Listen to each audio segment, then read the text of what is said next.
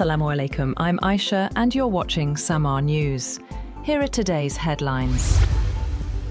Chief of Defense Forces Field Marshal Asim Munir has said that Pakistan stands united like a Bunyan-um-Marsoos against all internal and external threats. Chairing the Corps Commanders Conference, the Field Marshal reaffirmed the military's commitment to counter-terror operations and rejected Afghan allegations against Pakistan. The military's top brass also stressed restraint and stability across the region. President Donald Trump has said that Iran should just wave the white flag of surrender, claiming Tehran's military has been reduced to firing pea shooters. Speaking in the Oval Office, Trump said Iran privately wants a deal with Washington. He also praised the US blockade as strong enough that nobody's going to challenge it. Trump also praised Chinese President Xi Jinping ahead of high-stakes talks in Beijing next week, expected to focus heavily on Iran and the Strait of Hormuz crisis. Trump called Xi a tremendous guy and said the two leaders get along well as Washington pushes China to help ease regional tensions. US Defense Secretary Pete Hegseth has said that the ceasefire with Iran is still holding, despite fresh exchanges of fire in the Gulf and attacks on commercial vessels. During a briefing at the Pentagon, he said that Project Freedom mission in the Strait of Hormuz is temporary and purely defensive, and that Washington doesn't want to pick a fight. Speaking on the occasion, Joint Chiefs Chairman General Dan Kane said the decision to resume war with Iran would ultimately be a political one. He said that recent Iranian attacks in the Gulf remain below the threshold for restarting major combat operations and described Tehran's actions as low-level harassment. Iran has reportedly set up a new mechanism to manage vessel transit through the Strait of Hormuz. Tehran warned the US Navy to stay out of the waterway and said commercial shipping will now need to coordinate passage with Iranian military authorities. Iran also issued a new map showing an expanded area of control around the strategic strait.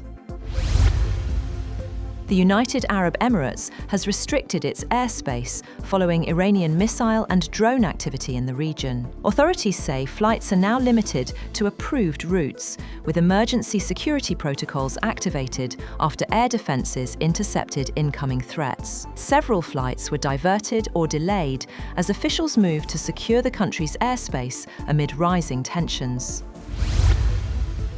Prime Minister Shehbaz Sharif has expressed strong support for the United Arab Emirates following reported missile and drone attacks. Sharif condemned the strikes on civilian infrastructure and reaffirmed Pakistan's solidarity with the UAE leadership and its people. He also stressed the importance of upholding the ceasefire to create space for dialogue and long-term regional stability.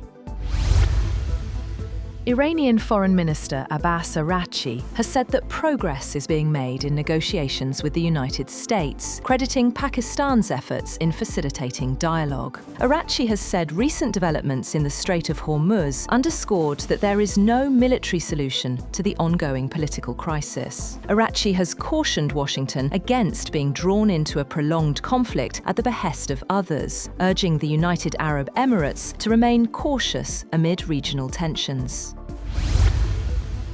The Saudi Arabia's Ministry of Foreign Affairs has expressed deep concern over rising regional tensions, urging all parties to de-escalate, avoid confrontation, and exercise restraint. In a statement, the ministry has said it fully supports Pakistan's mediation and diplomatic efforts to reach a political solution, warning that the current situation threatens regional stability and broader global security.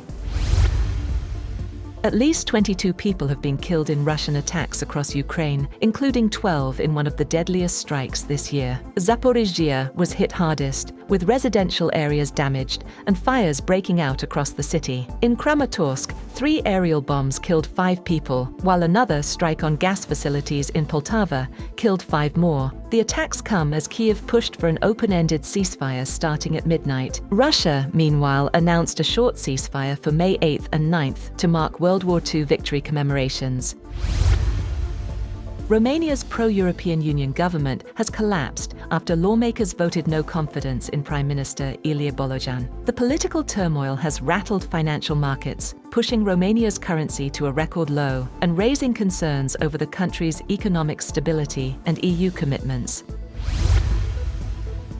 US Secretary of State Marco Rubio is set to hold talks with Pope Leo, with officials describing the meeting as a frank dialogue on key policy issues. The US ambassador to the Holy See said the discussions will focus on addressing differences through open and constructive engagement. The meeting comes as Washington seeks to navigate complex global challenges through diplomatic channels.